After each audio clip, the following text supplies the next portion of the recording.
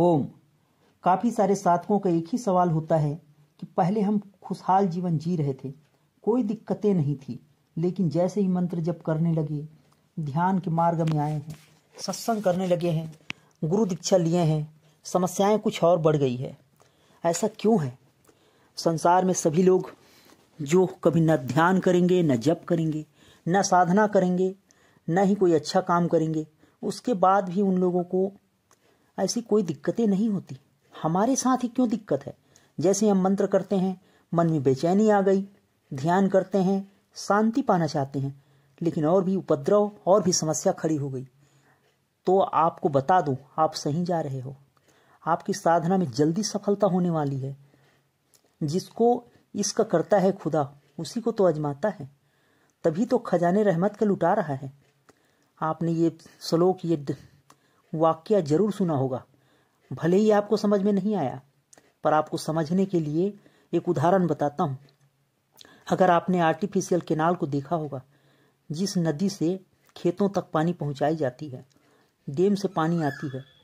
अब आप सोचेंगे कि हमारे जीवन में जप, ध्यान, साधना से और इस नदी से क्या मतलब है। आप अगर अपनी जीवन की बगिया को हरा भरा करना चाहते हो, सिंचित करना चाहते हो, तो आपको भी बीच में रुकावट की जरूरत पड़ेगी। जैसे आर्टिफिशियल केनाल में इंजीनियर बीच बीच में रुकावट बनाता है।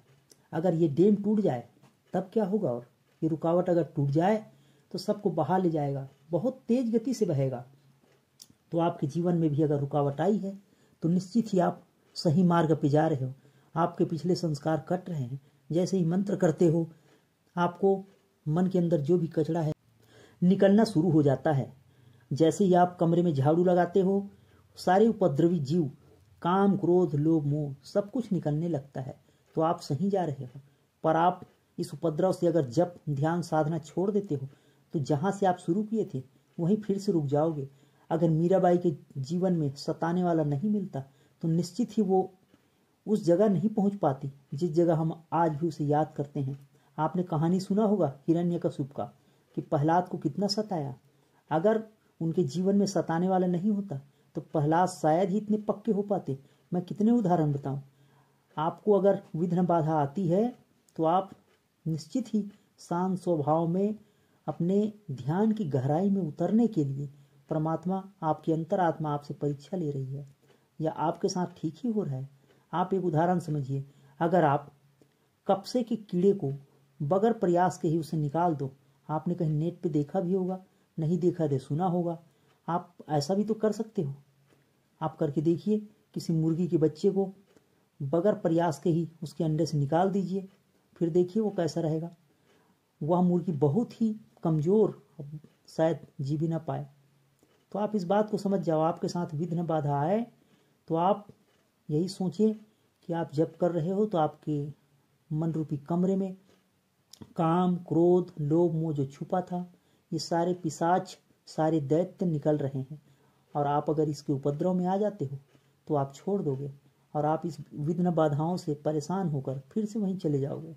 तो आप ऐसा सवाल बिल्कुल ना करो कि जैसे ही मंत्र करते हो, ध्यान करते हो, आपके उपद्रव बढ़ गए। उपद्रव तो बढ़ना ही था। अगर आपको ऐसा लगता है कि ठीक नहीं है तो आप छोड़कर देख लो। ये भी प्रैक्टिकल कर लो। जीवन में अब तक आप जहाँ थे एक बार फिर वहीं चले जाओ। लेकिन याद रखो, गिरना आसान है, उठना कठिन है। अगर आप एक बार उठ गए हो तो उठकर ही चलो। अगर आप गिर जाते हो तो उठना शायद संभव ना भी हो। तो अगर आपने इस दर्द को सह लिया, इन विघ्न बाधाओं को सह लिया, तो आपके जीवन में वो मिलेगी, वो शांति मिलेगी। फिर सारे सुख सुविधाएं आपके कृषि, आपके मन रूपी बगिया लहलहाने लगेगा, हरा भरा होगा। आप स्क्रीन पे देख रहे हो, ये फसल है। इस फसल में अगर आपने उचित मात्रा में पानी, जितना धूप चाहिए उतना ही, कीट लगने भी नहीं दिया, कीटनाशक छिड़काव किया, तो आपको क्या लगता है अच्छे फल देगा ये? क्या सोचते हो आप? आपको लग रहा होगा कि अच्छे फल देगा, मीठे फल आएंगे, पर ऐसा कुछ भी नहीं होगा। अगर आपने पूरी तरह से इसे सुव्यवस्थित भोजन, पानी, धूप सब दिया, ऐसा होगा ही नहीं। क्योंकि उनको जो धूप से लड़ने में, मौसम की बिगड़ने से लड़ने में जो ह्यूमिडिटी पावर आता है, जो इनके फसल को आगे बढ़ाता है, वो आपने इसे रोक दिया, तो आपके जीवन में ऐसा कुछ भी नहीं होगा। जैसे कि आपने देखा होगा, राजा का लड़का राजा ही हो जाए जरूरी नहीं, बहुत ही कमज़ोर होता है अगर उसने सुख सुविधाओं में जिया है। बहुत ज़्यादा लाड लड़ाते हुए अगर आप किसी बिल्ली को, किसी कुत्ते के बच्चे को आप उसे जंगल में ले जाकर छोड़ दो, जंगली बिल्लियाँ, जंगली कुत्ते उसे खा जाएंगे। तो राजा का बेटा राजा हो, संभव नहीं है। अगर आपने उसे ऐसा ट्रेनिंग दिया है कि उठाकर आपने पानी में छोड़ दिया, तो निश्चित ही वो तैरना सीख गया होगा। अगर आपने उसे पानी में घुसने ही नहीं दिया, तो ये अगर आपने, मैंने जो बातें बताया, इसे अगर आप समझ जाते हो, तो निश्चित ही ध्यान में, कुंडली जागरण में, मंत्र सिद्धि में, आध्यात्मिक विकास में और अपनी दैविक शक्ति को जगाने में निश्चित ही सफल होगे। आपको अब कोई रोक नहीं सकता, क्योंकि जैसे ही ध्यान करोगे आपके मन में सारी बेचैनी आने लगेंगी, क्योंकि आप चाहते हो कि आप शांत हो जाओ, लेकिन आपके सारे उपद्रव उठेंगे। बस डरो मत, करते रहो, दृष्टा बने रहो, साक्षी बने रहो। मन के सारे विकार उठेंगे, काम उठता है उनको प्रतिक्रिया न दो, लोभ उठता है प्रतिक्रिया न दो। अगर जैसे ही ध्यान में आप गहरे उतरने लगोगे, अंदर की छुपी हुई सारे कंकड़ पत्थर आपको फिर से दिखने लगेगा। क्या छुपा है अंदर, वो सारे दिखेंगे। पानी के नीचे अच्छे हैं, बुरे हैं, मोती है, कंकड़ है, पत्थर है, जानवर है, जो पानी में रहने वाले, सब दिखेंगे। मतलब आपके मन में काम, क्रोध, लोभ, मोह, ईर्ष्या, द्वेष सब कुछ दिखेगा जैसे ही पानी शांत होने लगेगा। और आप इस उपद्रव में अपने को लिप्त मानते हो, या उनके साथ अच्छा फील करते हो या बुरा फील करते हो, तो आप उसमें फंस कर रह जाओगे। तो आप दृष्टा बने रहो, सारे उपद्रव को सहते रहो। एक दिन ऐसा निश्चित होगा कि आप गहरे से गहरे शांति में, आनंद में और समता में प्रवेश कर जाओगे। हजारों लाखों ने प्रवेश किया है, तो उनमें से एक और सही आप भी ऐसा कर सकते हो, और आपके जीवन की बगिया में निश्चित ही हरे भरे पौधे और अच्छे फूल खिलेंगे। धन्यवाद, आप आए, सेवा का अवसर दिया। आपने जो सवाल करते हो कि हमारे जीवन में जब ध्यान करने से दिक्कतें बढ़ती है, तो अच्छा ही हो रहा है, आप करते रहो, छोड़ो मत। और जिन लोगों को हमारे साधना शिविर में आना है, संपर्क कर सकते हो। व्हाट्सअप नंबर मिल जाएगा आपको डिस्क्रिप्शन बॉक्स में।